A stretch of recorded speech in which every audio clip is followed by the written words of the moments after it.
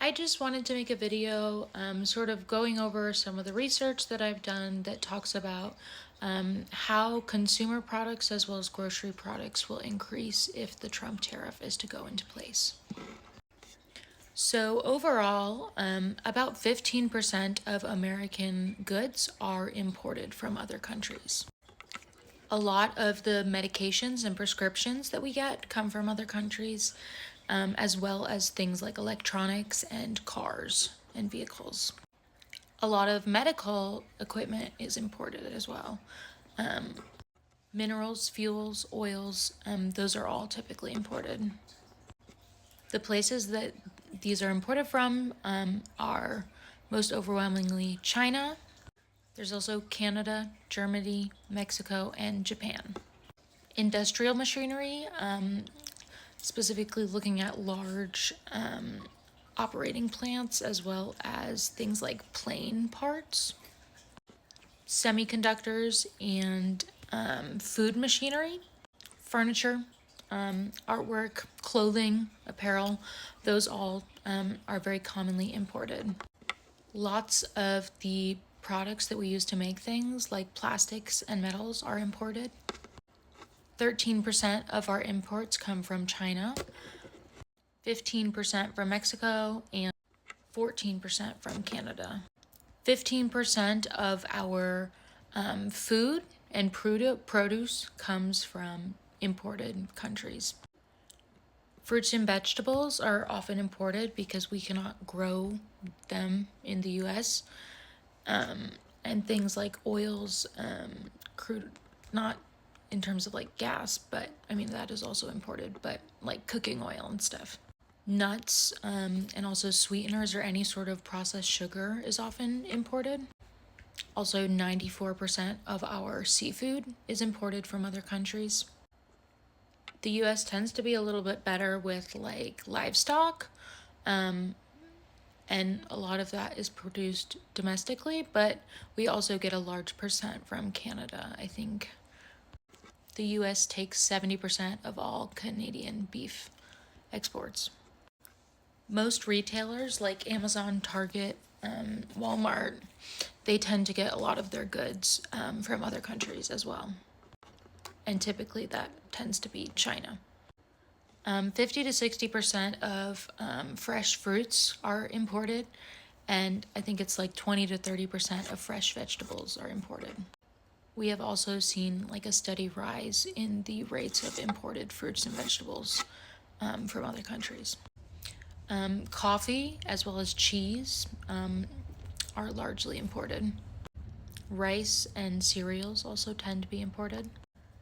And although, like, the idea with a tariff is that we will start producing more things domestically, I think that it's important to note that a lot of big companies have said that instead of buying things from China, they'll probably move to like Mexico or other places where labor is still cheap, because that would still be cheaper than making it in America. It's also important to know that if there is going to be a massive deportation of 1 million immigrants in America, and illegal immigrants, that would cause a rapid decrease in the amount of people that are working in things like agriculture or in all of the industries used to produce products.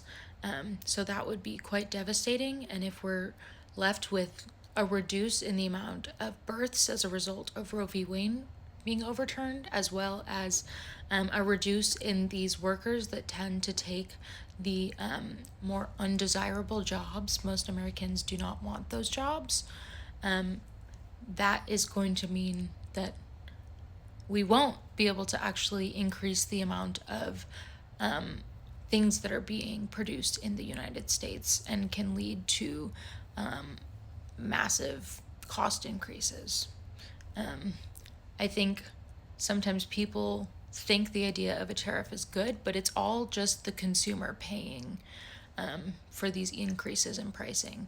And a lot of the cheaper options, which people now need to rely on because of the cost of inflation and how expensive everything is, while the wages are not going up, this is going to be devastating for lower income people.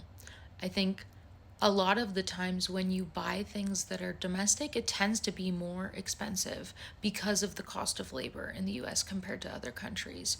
And so this is going to be really, it's going to hit the low income people the hardest.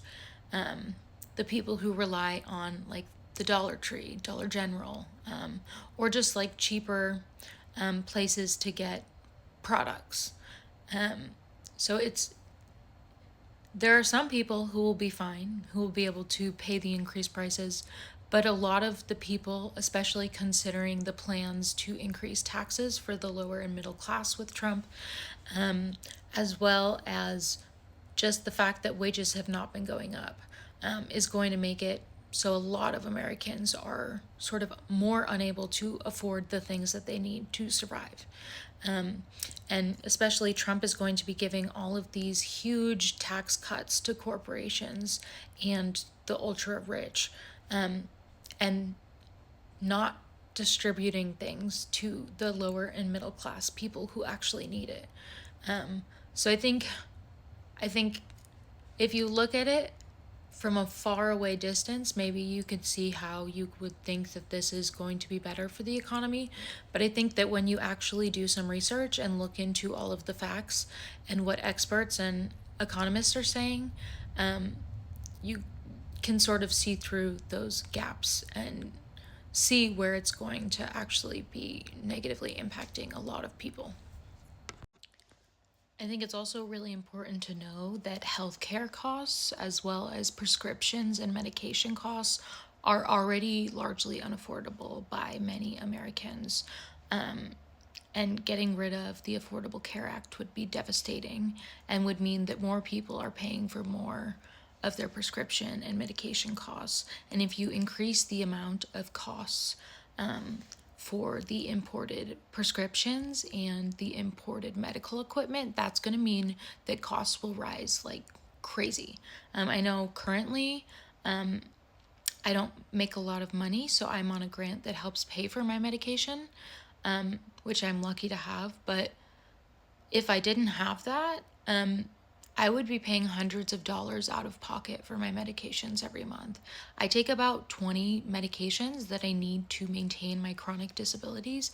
And if I do not have the funds to pay for that or have access to those medications, that would be devastating. I would not be able to work. I would not be able to function.